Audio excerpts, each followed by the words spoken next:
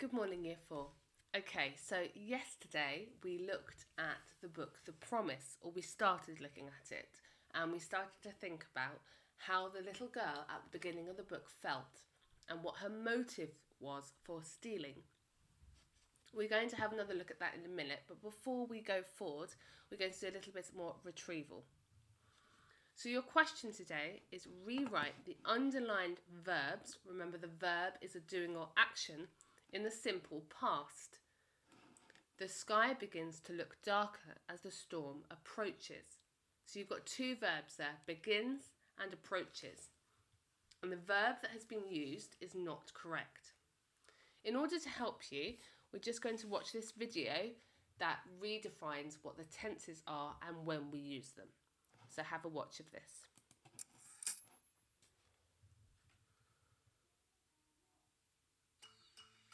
When writing, it's important to use the correct form of a verb. A verb is the active word in the sentence, the doing word. And the tense of the verb lets the reader know whether something has already happened, is happening now, or is going to happen. So let's search for the past, present and future tenses and look at some common mistakes these little guys can cause in your writing. Welcome to Planet Verb. First, let's look at the past tense. There's one. Write in the past tense when describing something that has already happened. In a fictional piece, it means the narrator is retelling the events of the story to the reader. For example, you could write, last week I searched for tenses. It makes a written story seem more natural, probably because it's how we typically tell stories in everyday conversation.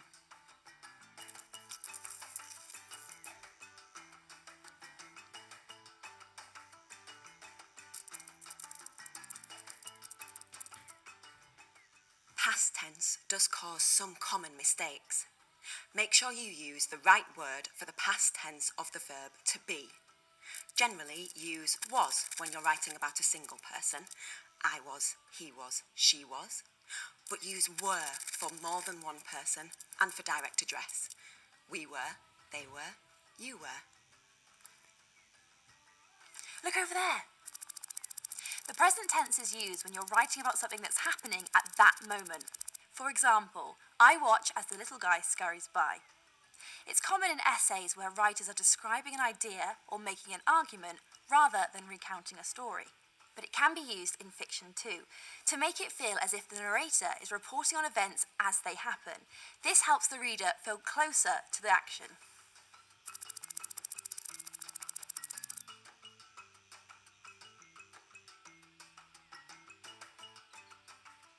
The other main tense is the future. Look up there. The future tense is used to write about something that hasn't happened yet. For example, I will look for more tenses tomorrow. You might use the future tense when writing an introduction to your essay, to let readers know what you will be discussing.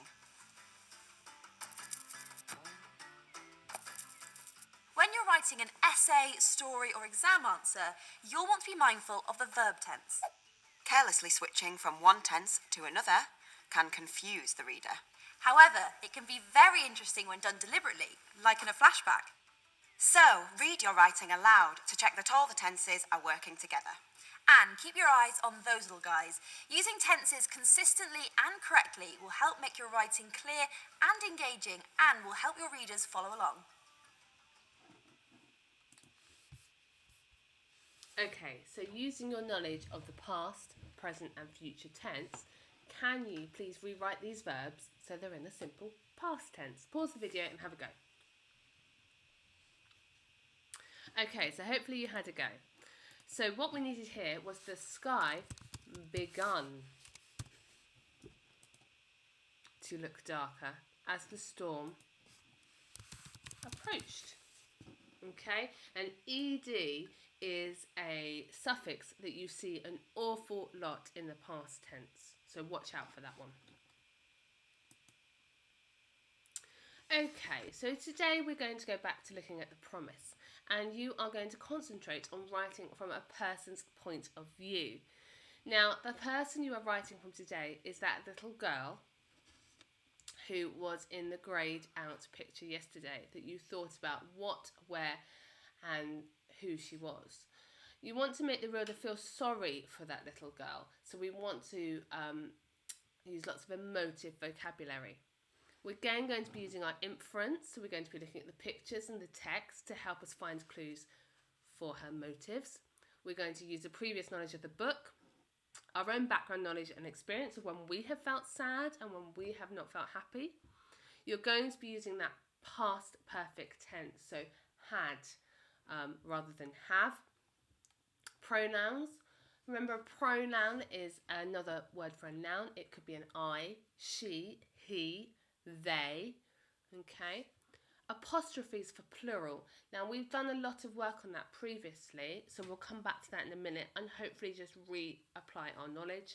And some of you will be pushing your grammar and including brackets.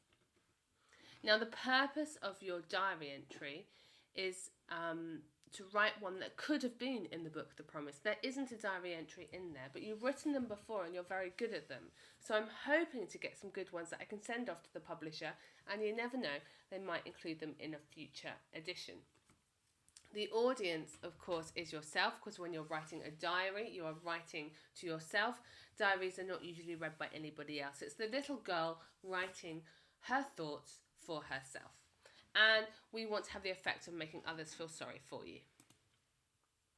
So let's just look at a more familiar diary entry, because it's been a little while since we've looked at them and we've not been at school. So this diary entry was from the day that the crayons quit, which we did in September, a long, long time ago now, it feels like. So I'm just going to read this through and I want you to see if you can find any of these features. Dear diary, I had the most disastrous day ever today. You won't believe what happened to me. I woke up, positive and sharp. The sun was shining off my nib and I could smell fresh paper in the air. The day had started so well until... Now, if there are any parents watching, you might just want to pause the video and explain to them what that book is about, because they might be a bit confused now.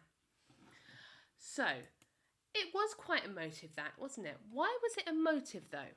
Can anybody find any emotive words or things that made you think, oh yeah, I really feel for that crayon? If you thought about the word disastrous, that's a really good adjective, isn't it? Okay, disastrous. If something is disastrous, it's gone really badly wrong. I had the most terrible day. I had an awful day. No, I had the most disastrous day. And not only was it disastrous day ever, and ever in capital letters. Okay. We've got an exclamation mark, that always helps. You won't believe what's happened to me. So you're directing it at the reader. You couldn't guess what's happened to me. You could think of the 10 worst things and you still wouldn't get it. Okay? So we're really pulling on the heartstrings on the person reading it. So if we look at our success criteria, past perfect, and we usually use past perfect when we're recounting something that has already happened. So a diary entry is perfect. I had the most disastrous day. So we've got that in there. Have we got any pronouns? Now, we haven't at the moment, but it might be that the crayon then goes on to talk about the red crayon in his diary entry. So he might say, he was really nasty to me today. Okay, so that might be something that we need to go back and include. We haven't got any apostrophes yet, but hold on to that. We might find that in a minute. And we have got brackets. Now, our brackets are here. And for those of you who are not used to using brackets, it might be something you want to have a go at today. So brackets add extra information. Sometimes we call brackets parenthesis. Okay, so it's extra information that we can fit into the sentence. But if I want to read the rest of the sentence without the brackets, it makes sense. So, this orange here. I woke up, the sun was shining off my nib, and I could smell fresh paper in the air. So we don't need the brackets to make sense of the sentence. But what the brackets do, what the parenthesis does, is it adds extra detail. So I woke up positive and sharp, okay? You're giving a little bit of, and it's emotive again, a little bit of more information. Okay, so parentheses can also include commas, you can include dashes, but today we're just going to look at brackets. So I'm aware I'm talking a lot today because I'm going through a lot of grammar with you. So if you think you've got the idea, you could pause the video, have a read through the waggle and start writing on your own. That's absolutely fine. But I'm just going to talk through the waggle in a little more detail now for those of you who need it. So it's absolutely up to you. You're in charge of your own learning at home. So remember, we've got this picture here, and this is the girl. This is who you are, and you are writing from the point of view of this little girl. And we can tell she's had a shocking day. She's been forced to steal something from somebody's pocket. So I don't know if anybody's ever stolen anything before. I hope not, but it could be that you've stolen a sweet off your brother or your sister. It could be that you've stolen the last cookie out of the kitchen. It doesn't have to be you've stolen something from a shop, although you never know, some of you may have done it. How does that make you feel? It's not a nice thing to do. Okay? So this is the waggle. I'm going to read it through. While I'm reading it through, see if you can spot our success criteria. I am a shadow. I pass amongst the miserable people's lives unnoticed. I have had to do what I can to survive. They don't need the money, the ones with the expensive coats and fancy jewellery. Why should I care if the money doesn't belong to me?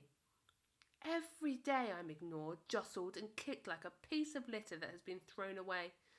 This object, in my other hand, was once a woman's embroidered purse. Now her pocket is as empty as my heart. Okay. So, I just want to bring your attention to this starting sentence. I am a shadow. Why is that effective? What does it do? If you said that it's a short, simple sentence that is dramatic, you were right. As soon as I read I am a shadow, I thought, what does she mean I'm a shadow? Shadows are dark. They go away unnoticed. Well, I want to know more. Why has she not elaborated on that? She does elaborate in the next sentence. I pass amongst the miserable people's lives unnoticed. Okay, but by starting with that short impact sentence, you've drawn the reader in. You've got them. Okay? So while you're writing, although your sentence structure is not part of your success criteria today, do think about how you're going to order your sentences. Okay. I don't know if we saw had in there today, but it is all in the past perfect past perfect tense, because she's recalling what she's done. In fact, I have had to do what I can to survive. Okay, so don't worry too much about that. If you're writing in the past tense, you will use those words, and I will pick it up in your marking if you don't, so don't worry about that. Apostrophes for plural is what I want to pick up on, because we haven't done it for a little while. So we've got peoples, okay? So we've not written person, the miserable person's lives unnoticed, because remember the plural for person is people. And we've got an apostrophe here because we are talking about the lives of the people. So the lives belong to the people. Okay? That's different from the apostrophe that's used for don't, because here we've got the contraction, we've got the omission, okay? So don't, do not. So there are two different uses of apostrophes. But if you can talk about people, something that belongs to the people today, then you will fit that. Okay? You've got woman's embroidered purse. We've used an apostrophe because the embroidered purse belongs to a woman. Okay. And the other thing let's bring our attention to today is in my other hand, those brackets. So this sentence, if I read around it, this object was once a woman's embroidered purse. Now her pocket is as empty as my heart. Okay, we've added in extra information, but that information is not reliant on the rest of the sentence. Okay, so we have got our brackets there. Can anybody spot the fronted adverbials that we've used? I've got every day. I think that might be the only one. You're probably shouting at the screen because you found another one, but we have got a fronted adverbial in there. So, Your task today, bronze challenge, so there may be a couple of you who are going to use this. But I've just put a chart out here. So who are you talking about? These are your pronouns. I being a pronoun. What are they doing? And what do they feel? So you can use that to start to help you structure your sentence. You can write it in the grid or you can write it out in sentences. Most of you will be using silver and gold because you can do it to varying degrees, okay? So using the video that I'm recording for you now, so you can always re-watch the waggle if you want to, and the image here, I want you to try and write your own diary entry. The waggle is repeated here if you want it in front of you. The success criteria is here. The gold challenge is really to use the brackets. And I really look forward to reading your diary entries. Good luck today and enjoy writing. Bye, Year 4.